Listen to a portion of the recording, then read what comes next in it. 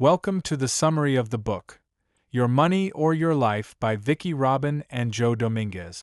This book is about transforming your relationship with money, not just how you spend it, but how you value your time, energy, and life. Page 1. The Real Cost of Money and the Power of Awareness. Your money or your life starts with a life-changing idea. You trade your life energy for money. Every hour you work is time you can't get back. So the question is, are you spending your time and money on what truly matters? This book isn't just about budgeting. It's about reclaiming your life by changing how you think, earn, and spend. 1. What is enough? The authors challenge the idea that more money equals more happiness. Instead, they ask, when is it enough? Are you buying things because you need them, or because of habit, emotion, or pressure? What really brings you satisfaction? They introduce the idea of the fulfillment curve. At first, spending money improves your life, food, shelter, safety. But after a certain point, more spending brings less joy, and eventually even stress or unhappiness. This curve helps you understand that more stuff doesn't always mean a better life. 2. Calculating your real hourly wage. This is one of the most eye-opening parts of the book.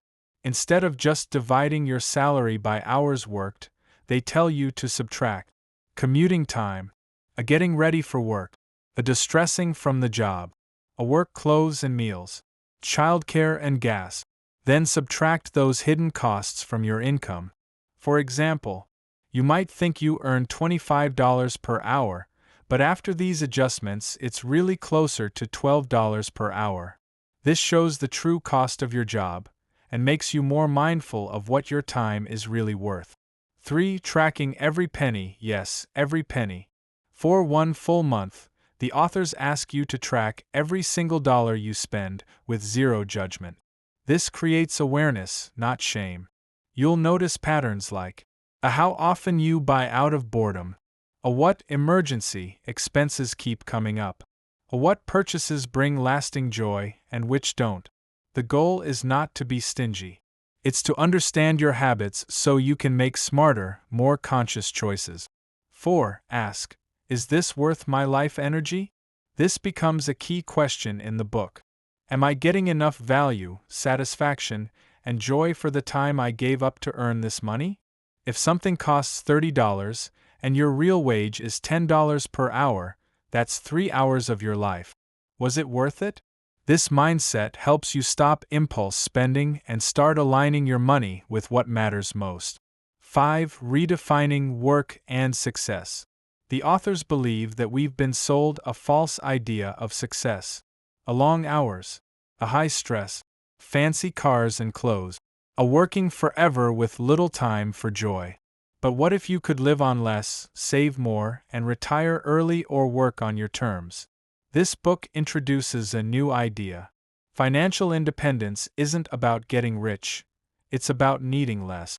This first part of Your Money or Your Life opens your eyes to how deeply money is connected to your values, your time, and your happiness. It's not just about earning more, it's about living smarter. Page 2. Tracking finances and aligning spending with values. Building upon the foundational concepts introduced earlier, this part of the book emphasizes the importance of financial awareness and intentional spending. By meticulously tracking your income and expenses, you gain clarity on your financial habits, enabling you to make informed decisions that reflect your true values and goals. 1. Track every penny. The first actionable step is to record every cent that enters or leaves your life. This practice isn't about judgment but about awareness.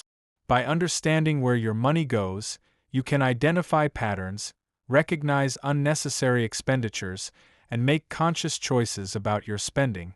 Action steps: a daily tracking. Use a notebook, spreadsheet, or financial app to log all income and expenses daily. Categorize spending.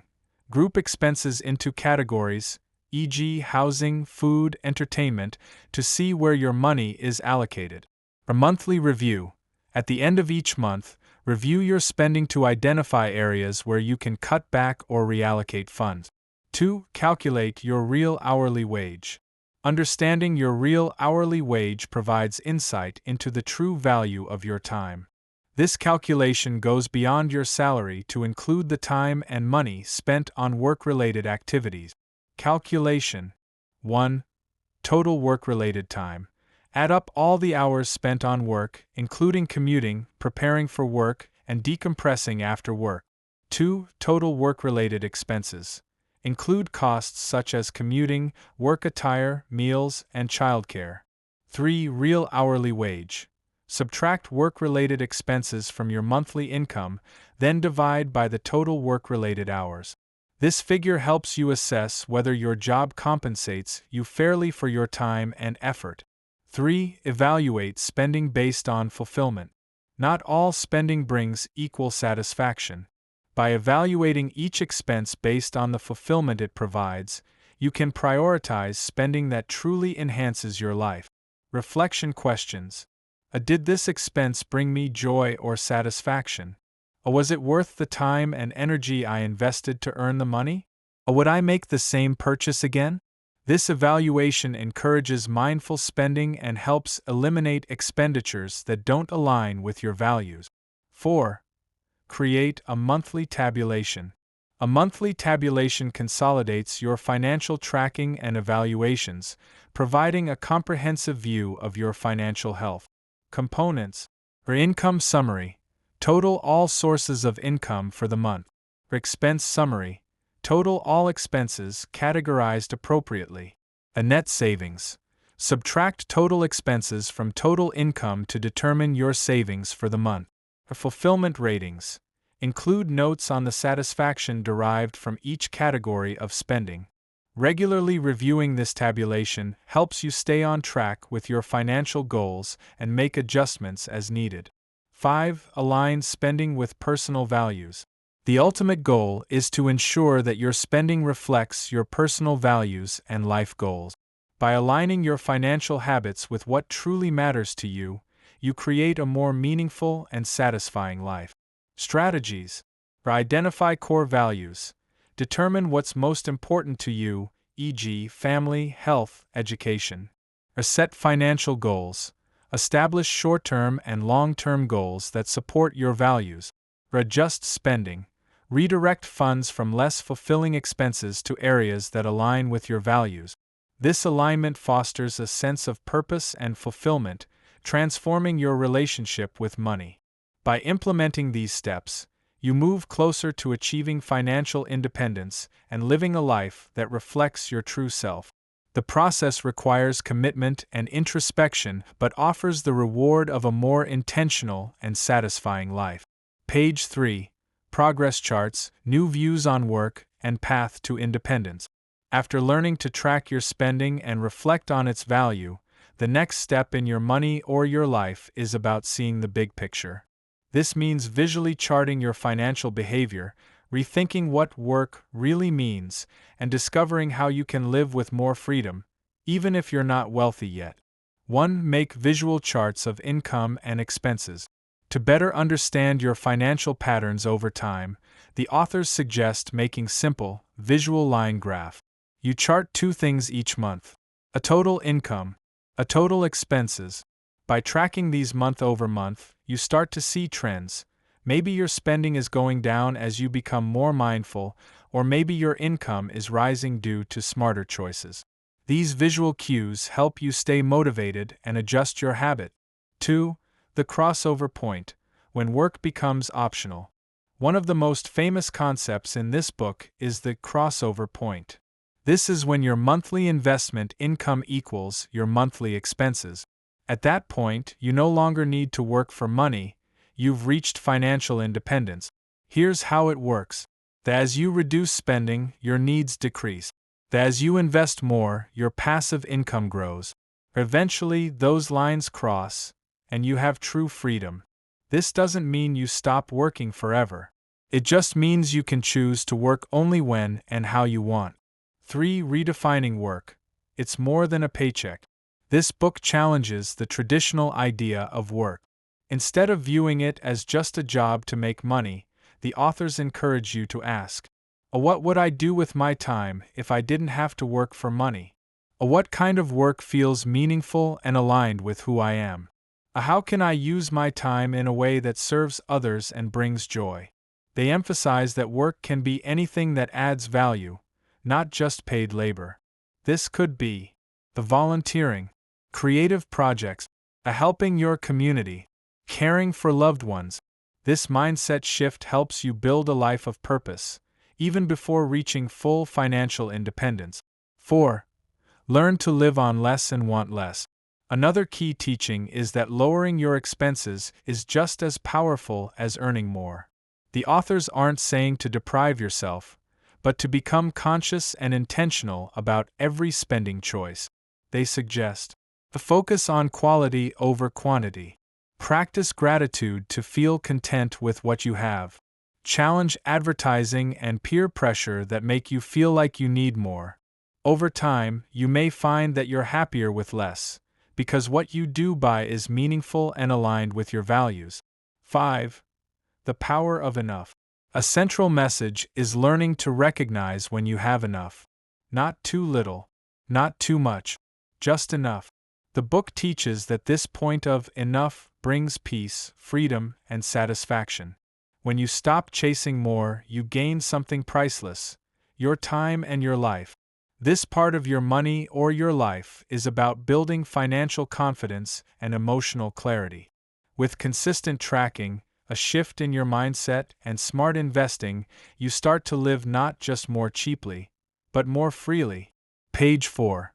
Final steps to financial freedom and living a meaningful life. This section completes the 9-step journey. It's about sustaining your transformation, using your money to serve your life, not the other way around, and continuing to grow even after you reach financial independence. 1. Step 8. Reach the crossover point and financial independence. The authors emphasize again that financial independence, FI, is not just about retiring, it's about freedom and choice. You reach FI when your monthly investment income equals or exceeds your monthly expenses.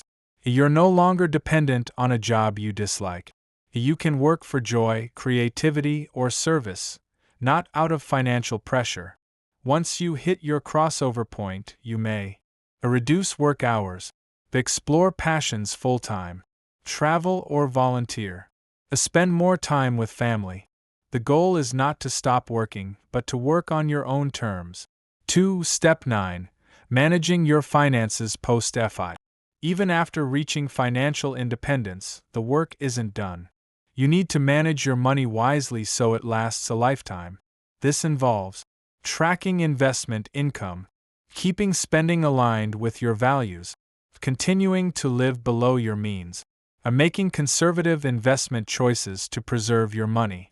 The book teaches that post-FI life is about freedom with responsibility, staying aware of your spending and values while enjoying life fully. 3. The meaning of money changes. Once you go through this transformation, you'll notice that money no longer controls your emotions. It becomes a tool, not a burden, a resource, not a source of fear, a means to express your values and live on purpose. Instead of chasing more, you start asking deeper questions like, what brings me peace? How can I use my time to help others? What truly fulfills me? 4. How to stay on the path long term. Tiffany and Joe recommend lifelong habits to help you stay financially free and joyful.